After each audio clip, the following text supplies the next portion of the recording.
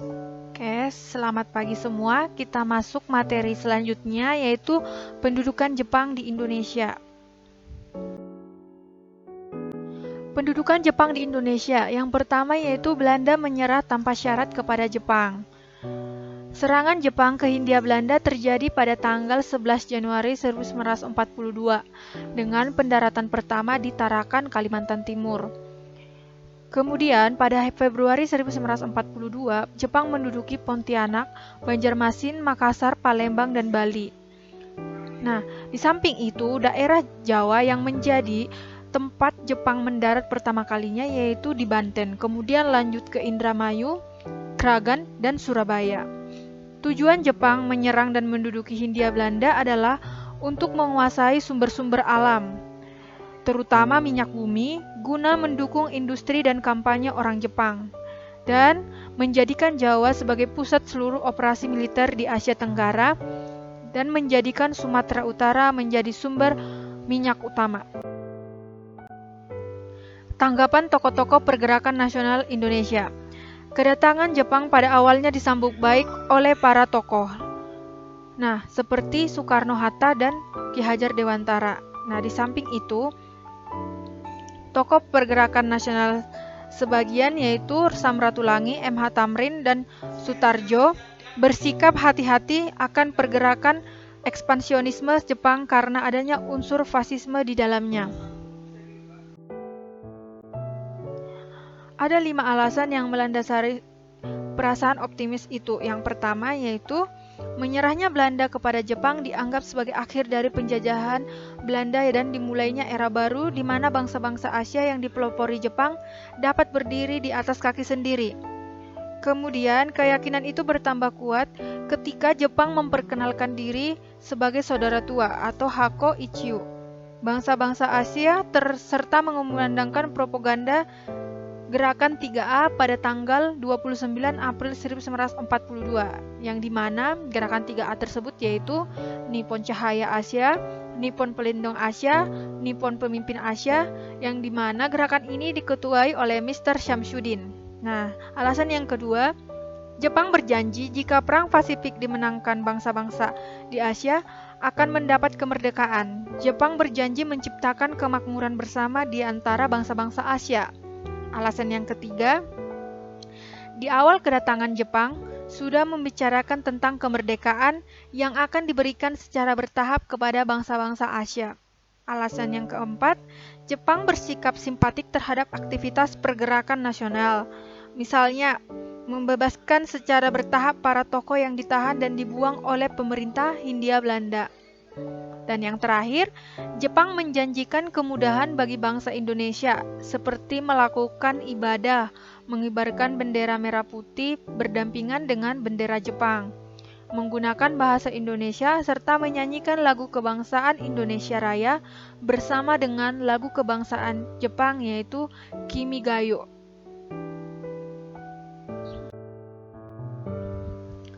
Selanjutnya adalah pendudukan Jepang di Indonesia. Setelah menguasai Indonesia, pemerintah pendudukan Jepang kemudian membagi Indonesia menjadi 3 daerah militer. Yang pertama adalah daerah Jawa dan Madura dengan pusat Batavia berada di bawah kendali Kaigun atau Angkatan Laut. Kemudian, daerah Sumatera dan Semenanjung Melayu dengan pusat Singapura berada di bawah kendali Rikugun atau Angkatan Darat. Selanjutnya yaitu daerah Kalimantan, Sulawesi, Nusa Tenggara, Maluku, dan Papua berada di bawah kendali Angkatan Laut Jepang yaitu Kaigun. Nah, selain membagi Indonesia dalam 3 wilayah militer, Jepang juga mengangkat beberapa tokoh politik termasuk yaitu Hussein Djajadiningrat, Sutarjo, Kartohadikusumo, R.M. Surjo, Prof. Supomo.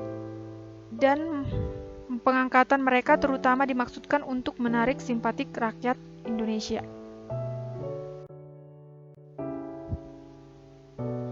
Selanjutnya dalam sistem pemerintahan.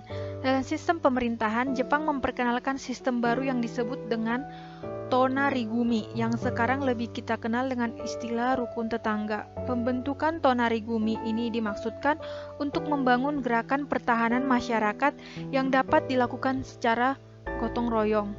Kemudian, Dalam bidang politik dibentuk Jawa Hokakai atau Himpunan Kebaktian Jawa sebagai lembaga yang bertugas mengumpulkan dana baik dalam bentuk uang maupun dalam bentuk beras, ternak, logam mulia, dan kayu jati. Jepang juga membagi wilayah Indonesia menjadi 10 keresidenan yang dimana terdiri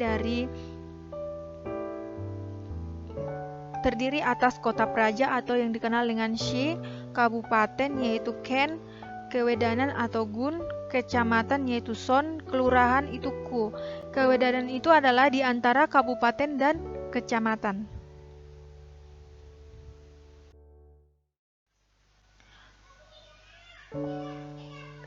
Selanjutnya adalah dalam rangka mendapatkan tenaga kerja, Jepang membentuk Romukoyakai atau Panitia Pengerah Romusa Tenaga Kerja. Nah, tenaga kerja atau yang dikenal dengan Romusa untuk dipekerjakan pada proyek-proyek pembangunan jalan raya, pelabuhan, dan lapangan udara. Tenaga kerja ini awalnya disebut dengan tenaga kerja pekerja negeri yang mendapatkan upah, tetapi pada perkembangan selanjutnya tidak lagi mendapat upah atau makanan. Nah, sehingga mereka yang tadinya disebut pekerja negeri sekarang disebut sebagai Romusa. Dalam sistem pertahanan dibentuk lembaga-lembaga semi-militer seperti Keibodan atau Barisan Pembantu Polisi, Seinendan atau Barisan Pemuda, Fujinkai Barisan Wanita, Heiho Barisan Cadangan Prajurit, Peta Pembela Tanah Air, Putra Pusat Tenaga Rakyat, Jawa Hokakai, Jibakutai atau Pasukan Berani Mati, Kempetai atau Barisan Polisi Rahasia, Gakukotai atau Laskar Pelajar. Kemudian dibentuk pula Barisan Pelopor atau Suisintai yang dipimpin oleh Insinyur Soekarno dan dibantu oleh R.P. Suroso, Oto Iskandar Dinata, dan Dr. Buntaran Martomojo. Nah, lembaga-lembaga militer dan semi-militer ini dibentuk dalam rangka memenuhi kebutuhan tenaga perang Jepang yang terlatih yang pada akhirnya dapat diandalkan untuk membantu Jepang memenangi Perang Asia Timur Raya.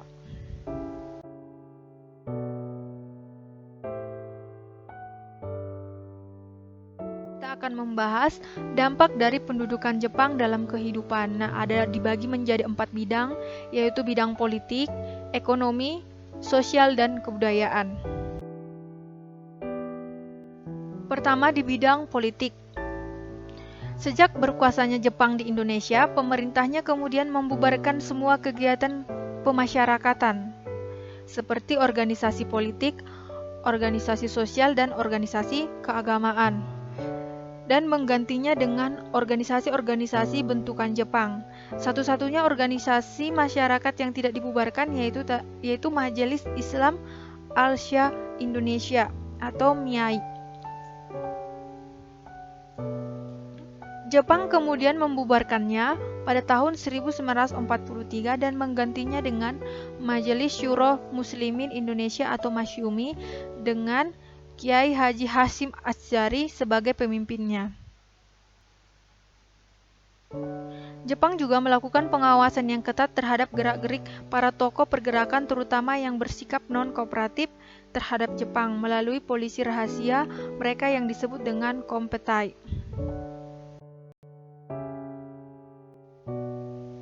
Selanjutnya adalah di bidang ekonomi.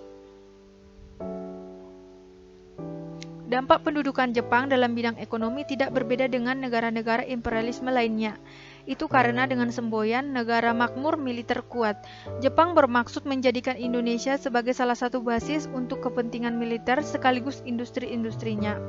Untuk itu, Jepang mengendalikan sepenuhnya seluruh aktivitas perekonomian sehingga terjadi eksploitasi segala sumber daya seperti sandang, pangan, logam, dan minyak demi kepentingan perang. Hal itu tampak dalam hal-hal berikut ini, seperti menyita aset-aset penting.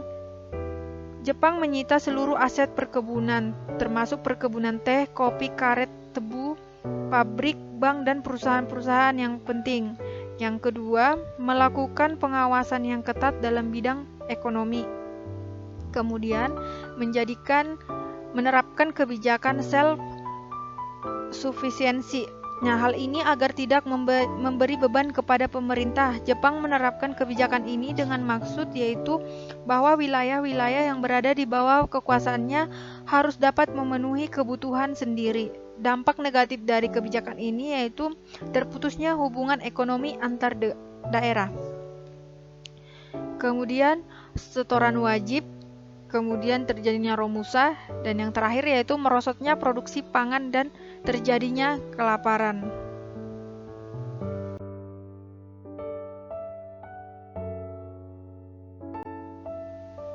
Selanjutnya dampak kehidupan Jepang dalam bidang sosial, yaitu yang pertama terjadinya atau diterapkannya sistem tanam paksa, di mana pekerja-pekerja ini rakyat Indonesia disebut sebagai romusa, di mana mereka bekerja tanpa diupah dan tanpa diberikan makanan.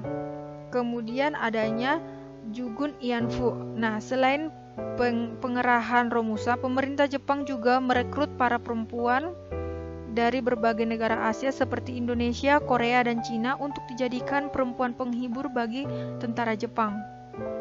Selanjutnya yaitu pendidikan.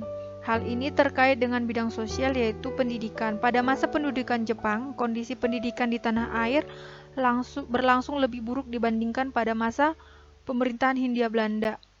Sistem pembelajaran dan kurikulum sekolah ditujukan pada kepentingan perang. Para pelajar diberikan slogan Hako Ichiu yang secara harfiah yaitu 8 penjuru dunia di bawah satu atap. Nah,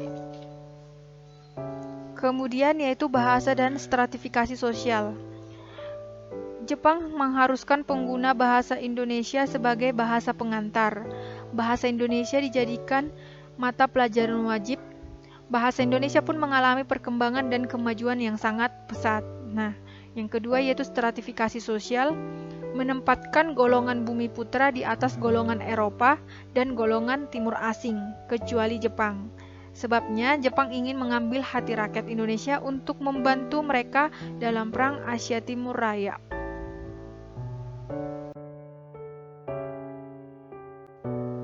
Nah, selanjutnya dalam bidang kebudayaan.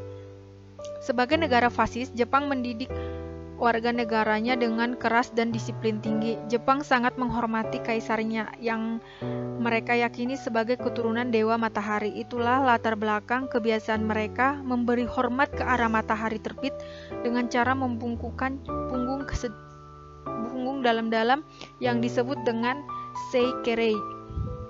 Selanjutnya, pemerintah Jepang juga mendirikan sebuah pusat kebudayaan yang disebut atau yang diberi nama Keimin Bunkei Shidoso.